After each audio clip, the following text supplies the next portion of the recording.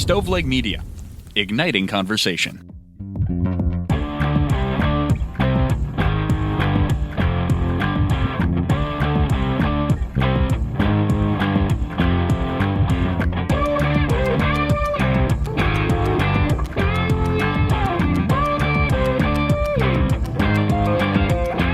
This is True Crime Cast. I am Jamie, as always, and I am here with John. What's up? Dude, not much, man. Mowed my grass. Still smell like grass because I didn't have time to shower. Not a bad smell. You know, it could be a lot worse. I've smelled you worse. It's rained so much here. I can't keep up with my yard. That's a lot. That's a lot. And I know... I could bale hay. Yeah, with your lawn. Yeah. With our neighborhood. We could cash in. That's a business idea for another day. But today, our business is the business of talking about murder. I almost said the business of murder, but that felt a little too... Join us for our next venture. First, I want to give a big thanks to a couple of reviews that came in over on Apple Podcasts. 5-star reviews will be read at the start of the show. This comes from Nader Shah, Nader_SHAH. Your podcast was one of the first podcasts I started listening to. I will never forget. I was in dental school in 2019, was in the dental lab practicing for the practice portion of dental licensure. I listened to the first one and couldn't stop. I would go to the lab, put on headphones, and listen to your podcast while practicing. Then I graduated. I drove from Florida to California, and I was listening to your podcast all the way. You both are amazing. Great selection and great analysis. Thank you. Thank you for that review. And, you're going to throw some free dental work our way. Yeah. I'm going to be mad at you. My dentist, not my dentist. My dentist is still there, but my hygienist is gone. Oh, man. And so they canceled on me because they haven't replaced him. So I had to find a new dentist. So if you're within driving distance, holler at your boys. I have many kids with braces, so any help would be appreciated. This one comes from JLB0861. I always keep an eye out for podcasts that I look forward to listening to every week. There just aren't that many that I find interesting enough to stay engaged and look forward to hearing each week. But these guys have stayed at the top of my 5 regulars since I found them about 3 years ago. I'm glad to support them through Patreon. More than worth it. Thanks for your hard work and dedication, John and Jamie. Although I stumbled through that. That was very kind of you. It says the title of that one is Best $3 I Spend Monthly. Dude, that's awesome. So thank you. Thank you so much.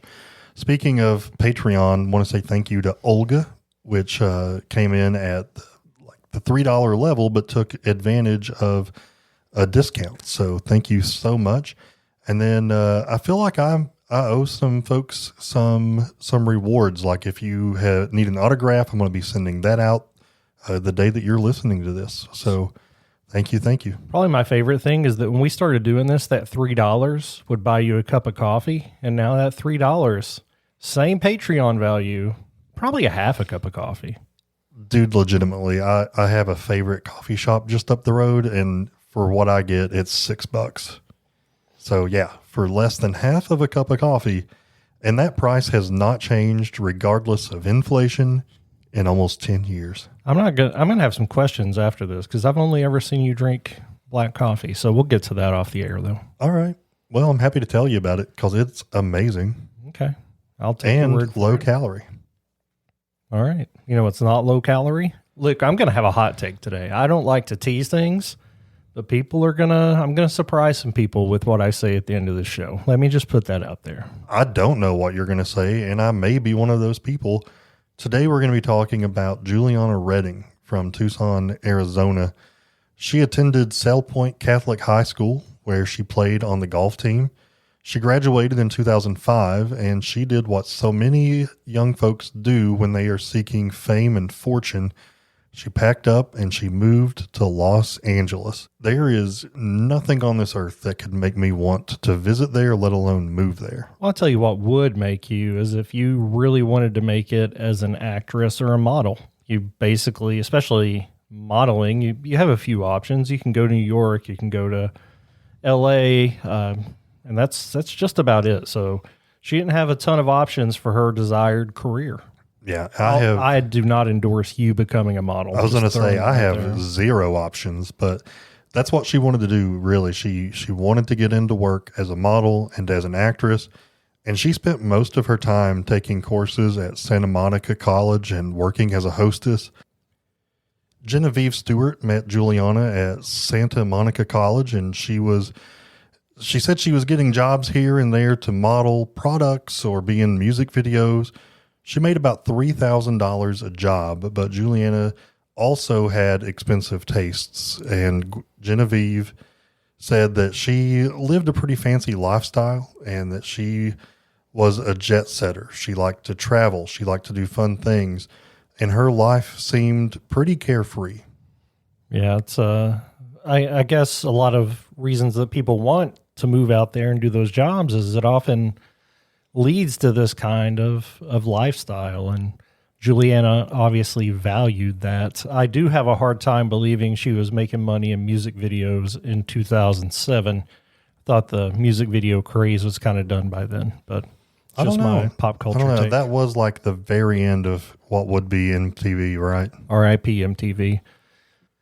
And she was living the lifestyle she wanted when she moved out there. She was getting the job she wanted, and while she had her eyes on bigger things, things were going really well for Juliana out there. But then in March of 2008, the 21-year-old stopped responding to calls and texts.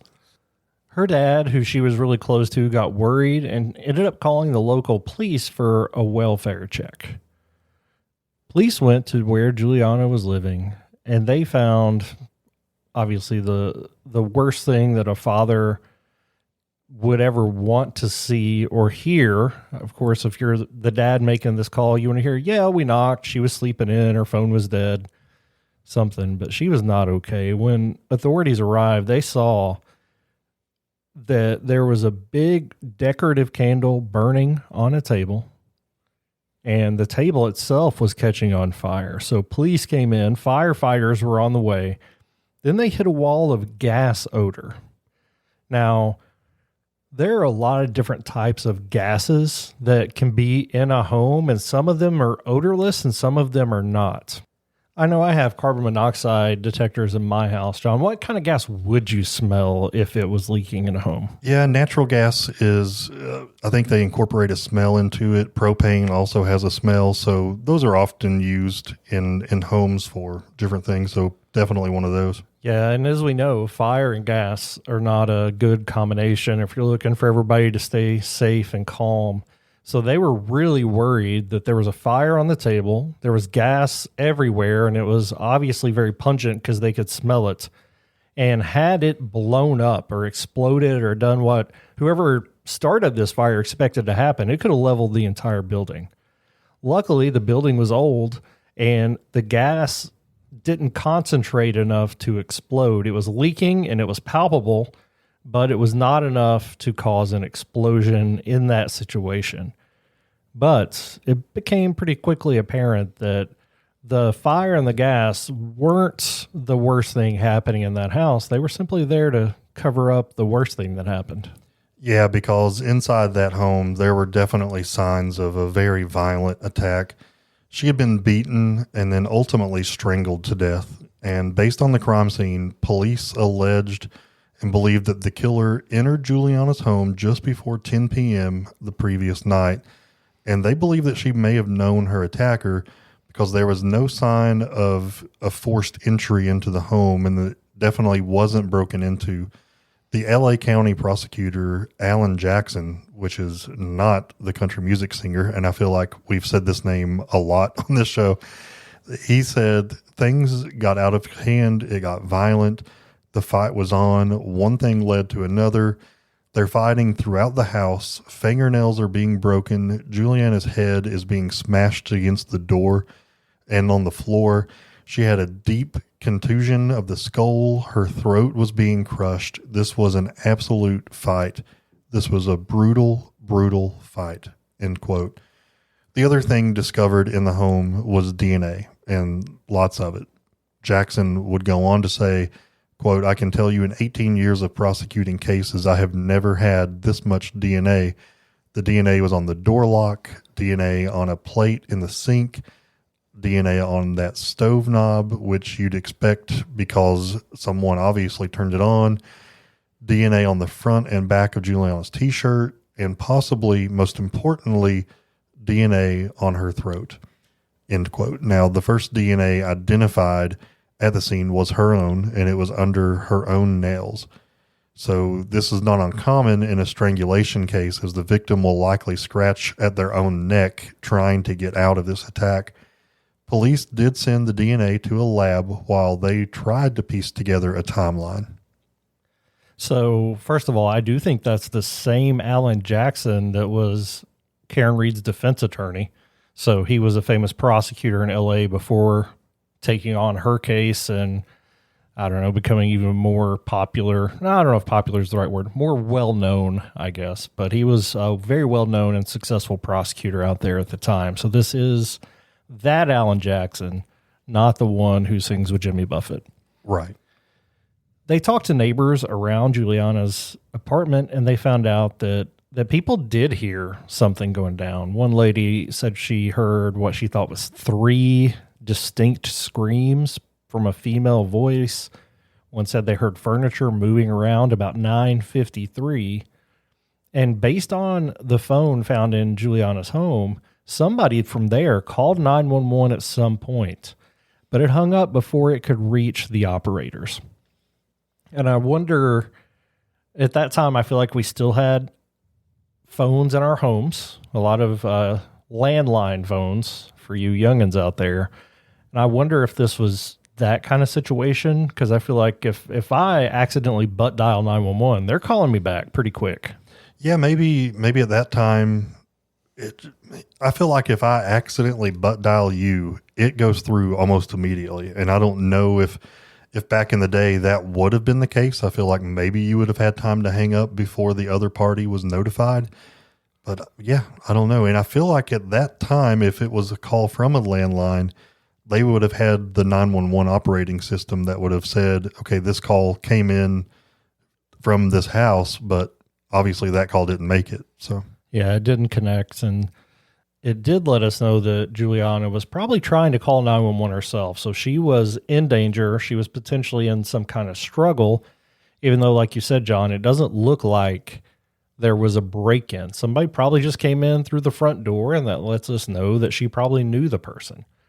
And as in most cases, they immediately looked at the boyfriend. Her boyfriend at the time was John Gilmore, not related to Happy as far as I know.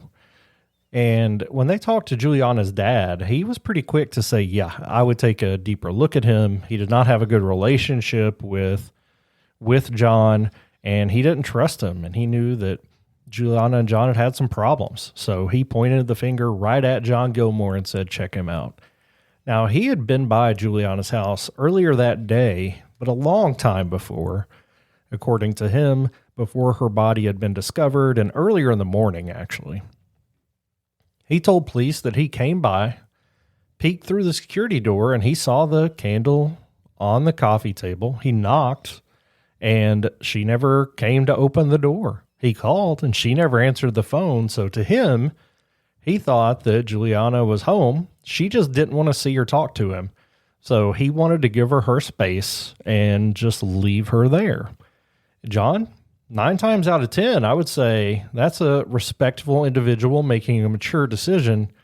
But when it turns out that they were dead inside, it's a little harder to believe. Yeah, when I first looked into this, I was pretty suspicious of everything that I was hearing about this guy. And her dad said that he knew that there had been some violent behavior by Gilmore, including trying to break into Juliana's apartment, and got so mad at her at one time that he just started kicking her car. As far as we know, there have been no actual reports of him physically assaulting Juliana. But, of course, her dad knew that he was aggressive, so he didn't trust him, and he wanted him to be the number one suspect. They had been together for 2 years, and the day before, their relationship continued to be somewhat volatile. They were arguing like they so often did. But John would tell police, I called her and I was like, I'm going to have beers with the boys. And she's like, okay, fine. And then hung up on me. He said that usually when this happened, they would just go hang out with their friends, cool down a little, and then come back together and talk about it. He admitted to police that they did have occasional outbursts and that he had kicked her car and tried to break in her apartment, but he had never laid hands on Juliana. The night of the murder, John Gilmore said that he was surfing with friends at a house party while Juliana was supposed to be out with one of her friends several miles away. He said she abruptly stopped texting him around 10 p.m. that night, which, if you recall, that's when the neighbor said they heard screaming and then they heard furniture moving. So all the timelines are matching up here, but we got to figure out whether John Gilmore was telling the truth or not. Yeah, so it would take 3 months, but the results finally came back from the lab to try to see if, we could determine whose DNA was also at the scene. And the DNA that was found all over her apartment belonged to a woman, not John Gilmore. Not John Gilmore. So they questioned John. I think from what we can tell, it seems like everything he said was the truth, and they verified that he was at the house at the party with the surfer dudes or whatever.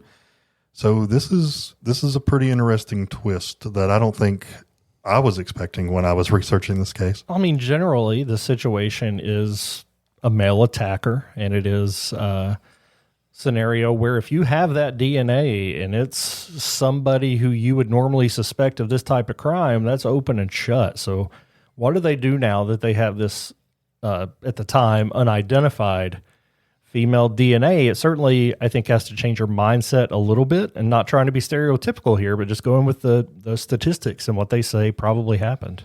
And I love what police did next, because they tried to collect DNA samples from every female who was remotely connected to Juliana. So about 41 women were tested, and they still did not have a match after all of those results came back. I just want to reiterate, that's a great work to get on the ground and find that many people to test. I don't know that you could find 41 people that I know well enough to be in my house. Well, and remember, we think, or at least police think, that she opened the door for this person. So it was someone that was familiar with her. But after 41 women, you're right, dude. I don't know that I have 41 guys in my life that you would need to test if this happened to me. And I'm okay with that, by the way. But police, this is great police work, I think. So they started digging deeper into her life to try to find any more connections, any more leads. And that's when they learned about a doctor. Jamie, who is this doctor? Yeah, it turns out that John Gilmore was not the only man that had been in Juliana's life lately. They learned about Dr. Munir Aweda. Aweda was a Lebanese American in his early 40s. And again, at this time, Juliana's in her early 20s. He had made a lot of money off of being an orthopedic surgeon and a real estate mogul all over the planet. Aweda got his medical degree in Beirut, Lebanon, and he continued his training in New York at Stanford University. As his success grew, he opened several clinics. Of course, he's overseeing all this. He had several pharmacies, and he is just completely raking in the money, making more money than he could count. Now, of course, as a doctor, he's helping people. He's provides service, and he's making his money, at least as far as we know, through means of trying to help people. But as we find out, John, he had a dark side. Yeah, absolutely. He was allegedly a very fraudulent businessman. So court records show that his medical businesses had been under investigation. In one example, he conned a company out of $1 million CT scanner that he never paid for. So if you've ever had a CT scan and you live in America, you know that the insurance can bill quite a bit of money for a CT scan. And he should have been able to have afforded this, or at least made payments on it, but I don't know that he had intentions of paying for it. He could afford this. This was this was well within his means. So while he was not paying this back, definitely defrauding businesses, he lived a pretty extravagant life. He loved collecting houses, cars, and beautiful women. He met Juliana at a restaurant where she was a hostess in 2007, and within days, he had offered her a job. Juliana acted as an assistant of some sort of, I don't really know what she was doing, but she was an assistant. Well, I don't think she did either. This wasn't something she was qualified for or had trained for or even really wanted to do, but he paid a lot more than working at the restaurant. And basically, he's not paying for someone to be as an assistant. He's paying for this beautiful young lady to be around him. And I want to say that your mention of him collecting beautiful women was intentional, because Yes. I think this is the way that he saw them. He saw them as possessions, as things to enjoy. This is an MO, I would say. And he paid her a decent salary. So he also bought Juliana a white Range Rover, and it wasn't long before their relationship would grow, quote unquote, more serious. One friend noted that Juliana was living in this guy's Beverly Hills house for a while. The relationship came with a lot of perks, but it also grew in a pretty uncomfortable way. He became obsessed with her. He was proposing marriage and offering more and more elaborate gifts. Dude, on her 21st birthday, he bought her probably the most unbelievable gift. He bought her a Lamborghini. I think he offered to, and she rejected it. And she was like, I'll settle for the Land Rover. Yeah. Range Rover, sorry. I wasn't able to be on the interview that you all listened to yesterday, Jamie, but this isn't a child necessarily, but he's definitely grooming her. Yeah, this is classic grooming behavior of creating, just like we talked about, the access and the space and creating this relationship by means that are not well-intentioned. And I also want to go back and say, he's in his early 40s. This is her 21st birthday. People are going to say love's just a number, and maybe it is. I don't know. But certainly with this much money, and if you fall in love with somebody older than you, good for you. But with her being under 21, this feels predatory, even on the surface, to me. Well, my wife loves me for me. I don't have to buy her anything for that love. So I feel like if you legitimately loved each other, you wouldn't have to keep them around by buying them Range Rovers or potentially Lamborghinis for their birthdays. And I don't know if it was her feeling like she wanted out of the relationship. She just felt like his love was more about the stuff, or if she just felt like his intentions were bad. But she turned down the Lamborghini. She moved out of the Beverly Hills home, and she moved into a bungalow that her dad had paid for out in Santa Monica. And things had kind of cooled down in their relationship. When he proposed marriage, she said no. And as far as we know, his obsession didn't die, but it did fade just a bit. She stayed in touch with Ueda, and they still chatted and got together occasionally. At one point, she had planned a trip to Vegas with some of her friends and actually invited Ueda to come along.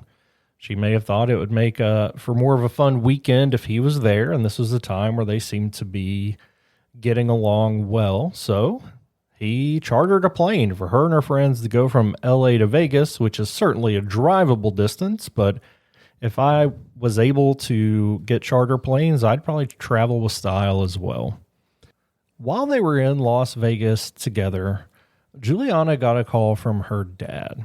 He had been looking into Ueda. He knew how much money he had been spending on Juliana. He had been spoiling his daughter, and he wanted to know more about him. And I think any good dad would want to know. And as much as he flaunted his fortune, he didn't let people in on what his life was really like. So he called and he said, Juliana, I got to tell you something. Munir's married. He has a wife in another country, which he had never told Juliana about. She knew that he would spend time with other women, that's something that he enjoyed, but he would always tell her that she was his favorite. He wanted her to be the one, but now we find out that he's married. I would love to know how this dad found this information out, unless it was in a publication like a newspaper or something like that. Like, this is pretty incredible research and detective work from this dad. Yeah, her dad's in the medical field. He's not a FBI agent. I don't know what kind of secret access he had or what. resources he had, but to find this out is wild. I imagine it was a little more complicated than a simple Google search. As it turns out, Ueda had a wife and 3 kids in Lebanon. So that night, Juliana confronted him. They got into a huge argument, and Juliana ended their relationship for good. We fast forward 5 months, and Juliana is killed. So now we have 2 men in her life. She's killed, and a woman's DNA. And we get back from the break, we'll figure out who that woman is and if she can help us solve this crime.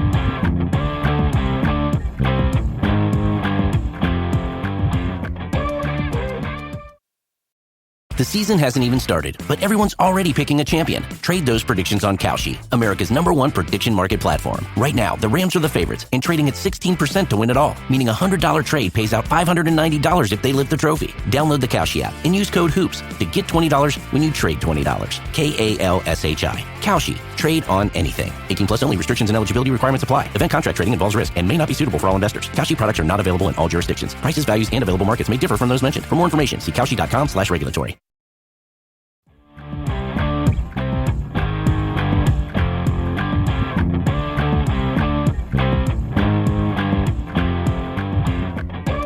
Even though Juliana had ended things, Ueda had not given up. He obsessively texted her. He drove by her house. He showed up at places that she was, usually frequenting. He was basically stalking her. Yeah, that's the word for this. The legal and literal word. He's stalking her at this point. Yeah, and she knew about it, and she was scared. Meanwhile, Ueda was also trying to get into her father's good graces. Juliana Redding told police, quote, he actually flew me out for a Christmas present to Vegas to watch the Mayweather fight. Him and I went. Those tickets were like $1,500 a piece. I'm going to call bullcrap on that. There's no chance they were just $1,500. I would love to go to Vegas to watch a Floyd Mayweather fight. A big boxing match like that. It's so hard to get into those. And to fly him out there, I'm sure he stayed in a nice suite, the penthouse suite. He's gone from trying to buy Juliana to trying to buy her dad. And despite the way the doctor was behaving toward his daughter, Greg continued negotiating his own professional relationship with Ueda. He told police, quote, I was going to stay at his Beverly Hills house. He made all these promises. You can stay at my house. I'll help you get a down payment and let you buy a house. I'm going to buy you a car. You pick out any car you want. You want a Lamborghini or whatever, I'll get it for you. But in March 2008, their business dealings had fallen apart just 1 week before Juliana was murdered. I don't know why this dad went from get away from this guy, he's trying to buy your love, to, hey, maybe I can strike up some business dealings with this guy. Yeah, basically he was offering to put Greg in charge of one of his pharmacies or one of his companies and offering Greg a lot of money to run that yearly. So it was a legit job that he would have been able to do, and it was in line with his career. I don't know. Once I make my mind up about somebody, it's really hard for them to get back in my good graces, but money talks, though. Maybe he's more forgiving than I am. But in March of that year, he had decided that he was not going to be doing business with Ueda, and he didn't want him in his life or his daughter's life. However, when police started finding out about all this, this gave them another place to search. Since they had cleared John Gilmore, they were kind of lost. They found out that Ueda had some very close associates, and one of those was Kelly Sue Park. That's a woman. Who was a 47-year-old real estate broker from Southern California.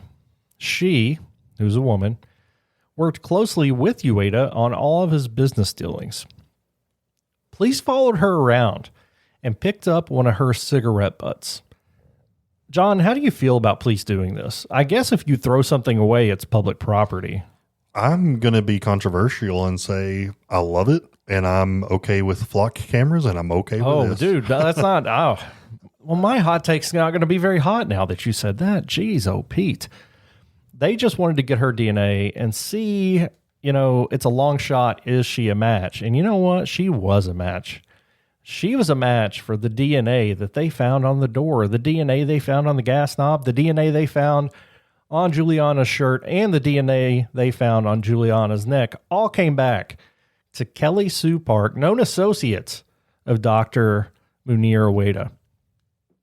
There was zero indication that Park and Juliana had ever even met before the night of the murder. This wasn't a situation where Juliana worked at the same location as her, or they hung out sometimes with Munir. This was a shock to anybody that they had been in the same place together.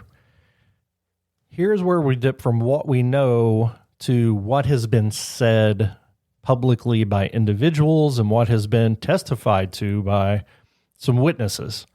Park stood about 6 feet tall, and she was deeply entrenched with Ueda, one of those people that was loyal to the very end. People referred to her as his enforcer or intimidator. Anytime you watch a movie, the big bad guy always has like a bodyguard that's with him all the time. So when I think about this story, I think about Kelly Sue Park being that bodyguard for Ueda, not only to protect him, but also to go out there and collect money when people owed money to him. And she was said to do that in his real estate dealings. If somebody owed him money, she did not hesitate to go out to help him collect. Cindy Ogden was another realtor who had some run-ins with Park, and she said, when I saw Kelly Sue Park for the first time, she presented herself like a thug. She was like an enforcer, a Yakuza or something. That's what I felt. It was like she was going to come in and kick some ass.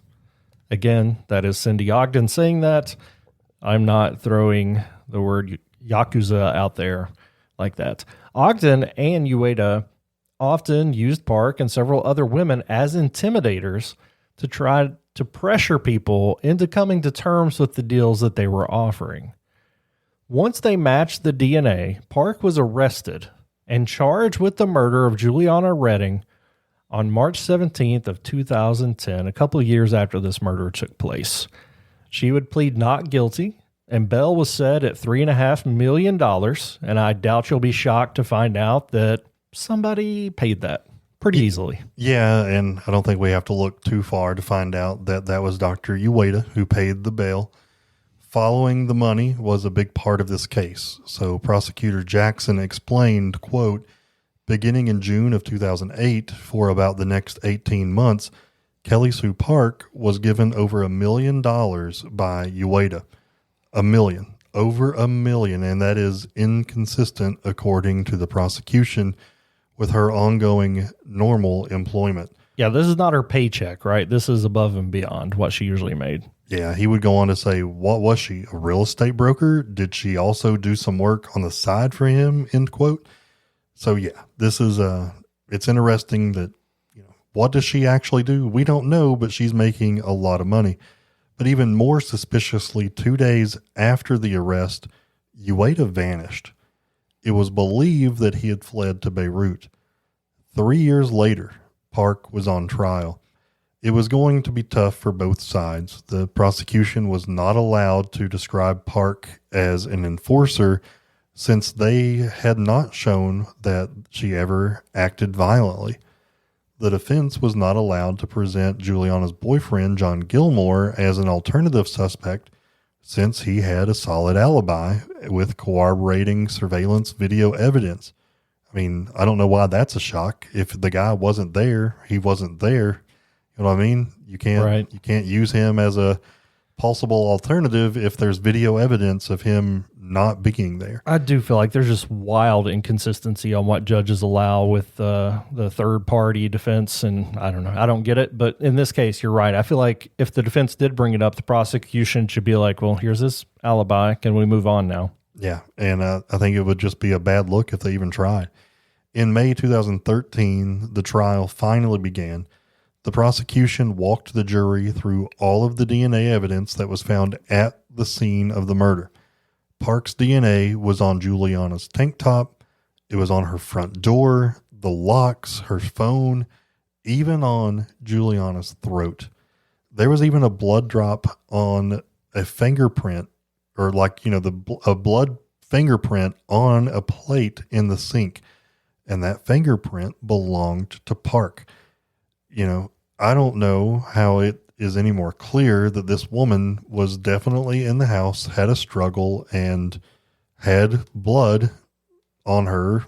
That was Juliana's, and her DNA was all over the house as well. And to tie it back, there was no reason to think that they had a previous relationship. She hadn't been hanging out over there a lot, right? This was a situation where she, as far as we know, they didn't know each other. They had a common person, but they didn't spend any time together. So what did the defense do?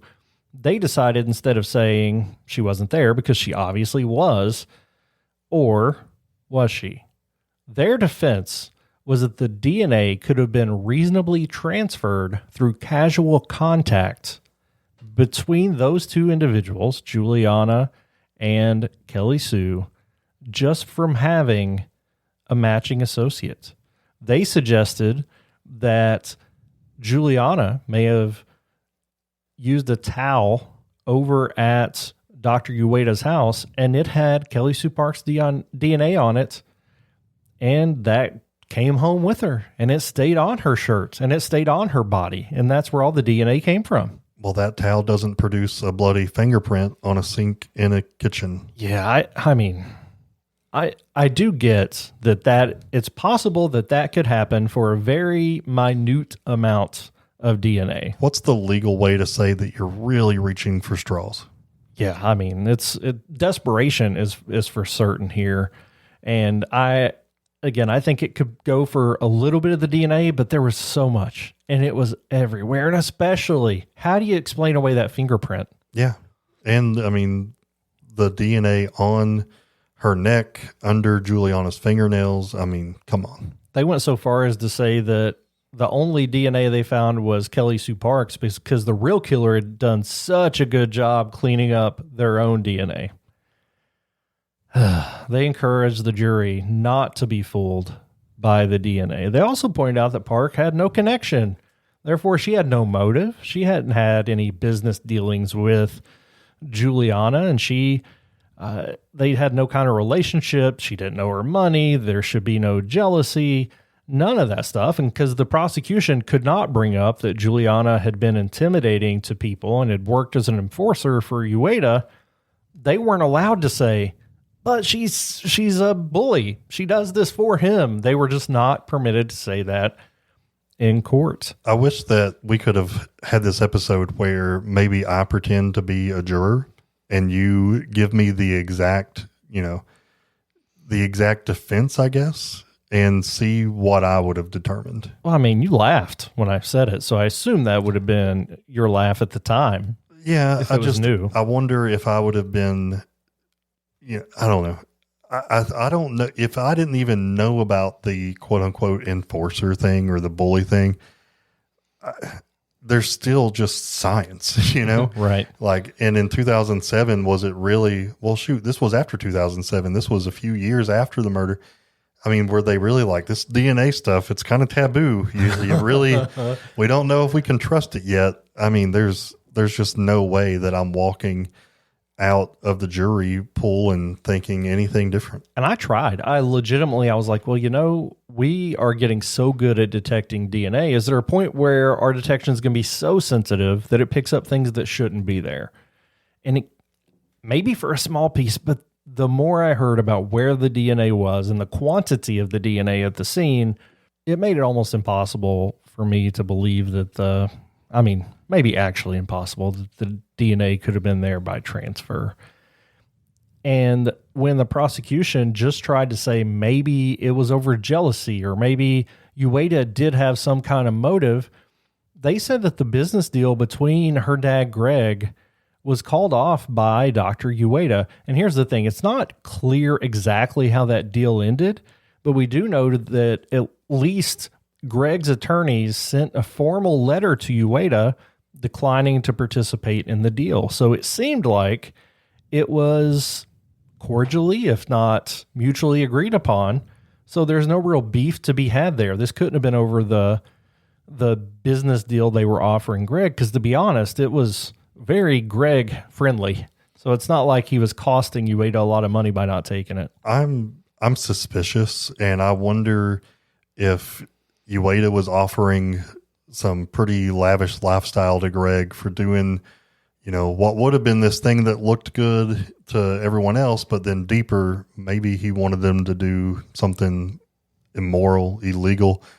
And with Greg giving him the notice of denial from an attorney, it's like a paper trail to help cover Greg. Now, that is purely my speculation. That is not at all factual information on this case. I'm just trying to figure out what was going on between these two guys. You forgot to say allegedly. Yeah. What about that $1 million payment? That was the other piece that was allowed in, even though Kelly Sue, right? Right, to Kelly Sue from Ueda. Even though she wasn't a quote unquote enforcer, she did make $1 million that seemed to come out of nowhere. Her defense team said that this was just the result of a few really strong real estate deals. So if you work on commission, if you get bonuses, then they can come from things like this. So I think that was, of all the things we've discussed, one of the easier things to explain away. So the jury, they would take 7 days to deliberate. And when they came back, they had reached a verdict, not guilty. Yeah. So when later interviewed, the jury said the concept of DNA transfer put reasonable doubt in their mind. They also said that it was hard to get behind a case with a character like Ueda at the center and then never be able to see him. One juror said, quote, "You got this character who's being portrayed in court, but we never get to see him in person. We never get to hear from him. He's looming over the case." End quote. Park wasn't completely off the hook. 2 years later, after the acquittal, Park was arrested for conspiracy, lying to patients, disfiguring some botched surgeries, and cheating insurance companies out of $150 million. She allegedly committed all of this while acting as Dr. Ueda's office manager. The staff tricked 21 people into thinking that Dr. Ueda would perform their operations. Instead, they were done by a physician's assistant, which is definitely illegal. It's one of the largest, if not, it is the largest insurance fraud scheme in the history of California. I would say just give it some time and more will be uncovered. Park and a dozen others pled not guilty in that case. Park's bail was paid. It was $1.5 million. That's like a total of $5 million paid out in bail for her, if I'm doing my math correctly. From the best we can tell, the fraud case is still ongoing. Dr. Ueda's California medical license has been canceled, and his whereabouts today are unknown. To this day, no one has been convicted for Juliana Redding's murder. Jamie, you said earlier you have a hot take, and are you about to tell me that you think the jury got this right? No, I just want to go back to a couple things before we move on. First of all, why wasn't Ueda called to the stand? I think we need to clarify that piece because did they know where he was? They knew he was in Lebanon, but Lebanon's a country without extradition. So That's if convenient. you flee to Lebanon, they're not going to make you come back. So they couldn't physically get him in the country. And he knew that. He was very aware of that. So if you're wondering, why didn't they just call him to the stand and show how guilty he was? They could not do that because he was not available. And the other question I have is just about the definition of the word reasonable. I feel like what's reasonable to me isn't reasonable to everybody. And as much as we have these laws on the books, we have the Supreme Court, and judges' sole purpose is to interpret the law. It just seems so subjective in these situations. Let's just take out a piece of evidence to see if you can even get behind it at this point. If you don't think about the bloody fingerprint that was left on a dish, and and there was DNA on Juliana and in her apartment, can you even still at that point say that it's possible that it was transferred from a towel? I don't think you can. She was strangled, John, manually. There was no sign of ligature. Somebody's hands choked her to death. And we know that Park's hands were on her neck. And it wasn't like there was another set of DNA that could have, made the water cloudy, right? Right. It was her DNA only, and there was reasonable doubt. I'm just going to say it, John. Where's a prison snitch when you need one? How could we not, in this case, get a prison snitch to say Park confessed to it? We have that. In like our last 10 cases, there have been informants who come forward and lie to the jury to get something out of it. And I have complained and moaned and made videos about prison snitches. And the one time I need one, he's not there. That's my hot take. This is... Jamie, I'm gonna say it, man. This is 130% on that jury panel because the police worked their tails off. They collected DNA almost immediately after they got the results of that lab from 41 different women who were connected to her. I don't know that we've ever looked at a case that should have been open and shut. The police, it took a while, but it wasn't their fault. They did everything they could have done. And then the jury completely botched it. And I don't know that we've ever said that before. Yeah. I mean, we weren't in this trial. We weren't listening to the defense and the prosecution, but it makes me think there was a slick talking lawyer that got to some of these jurors. Because, I mean, it has to be unanimous, right? Am I making that up? No, it does. So I'd like to know who in the room was. I tell you, it would be hard to serve on a jury in this case because I would want to be violent to someone who would buy this bull crap that was handed to him. Oh, you outside your mind? Yeah, I would have. I don't know, man. No, my hot take is not that I think they got it right. They got it horribly wrong. My hot take is now I kind of get why attorneys use prison snitches because I think they really convince themselves they know the truth and they try to nail home the prosecution. It's still wrong. I still hate it, but I kind of get it after this one.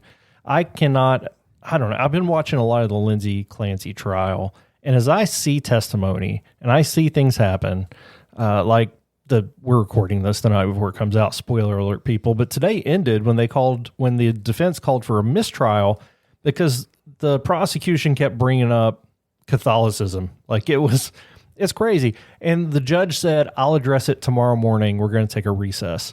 In my mind, because I'd been researching this case, I was thinking, the jury's going to sit with this all night without receiving which he did give them the direction to ignore it before they left. I didn't think he was going to. Human nature, it makes that totally easy to do and very possible. Yeah. I rolled my eyes as I said that the fact that they would be sitting with it all night, I feel like you can overthink it and trick yourself into some weird places and be able to say, you know what, I think, it could have been transferred. I could see somebody talking themselves into that. I couldn't see myself doing it. But I just think it's one of and I think some people would say it's one of the strengths. I think it's one of the flaws of our legal system is that we hand it to untrained people and give them a flimsy word like reasonable and say, figure it out. Yeah. So she can never be tried again for this case. That would be under the rule of double jeopardy. If you have questions about double jeopardy, go listen to the prosecutor's legal briefs recent episode on Luigi Mangione, where they break that down a lot. Yeah. Because there's a lot of question there. Great podcast, great friends of us. We love them. But yeah, man, that's this case. And the most shocking thing in all of this is that there's still not been justice for this young lady.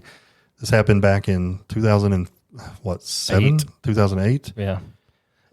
So yeah, that's the horrifying part. And honestly, because of everything that was at the scene, there's no justice to be had. I mean, I think they had their chance at it and it was botched. The only thing that could happen here is if Ueda somehow comes back in the country, maybe Park turns on him and shows documentation that he paid her to do it. So there's something maybe to be done there, but I don't think he's ever coming back. He has no reason to come back. He's got all the money he ever needs. He's got his wife, or at least one of his wives and kids over there. So I don't think he's ever coming back, but he's the only way that justice happens in any form now, and I'm not confident it will. I'm just very frustrated by this. this is a case I think that if it happened today would have had a ton of attention, and I may have had a different outcome. Absolutely. Guys, that's going to do it for this one. We do certainly appreciate you sticking around with us each and every Tuesday. Don't forget we have True Crime to Go on Wednesday and Friday. Those are 2-parters now, so we're trying to give you even more content. And if you didn't know about it, we have another podcast called Bless Their Hearts that you can find available every Thursday. We literally started that just to give ourselves a little palate cleanse from talking about crime all the time. So if you just need a break from crime and you want to hear some nonsense, boy, are we full of that. I'm definitely full of it. Guys, we really appreciate everything you do, and we'll be back with another one next time. Until next crime, this has been True Crime Cast.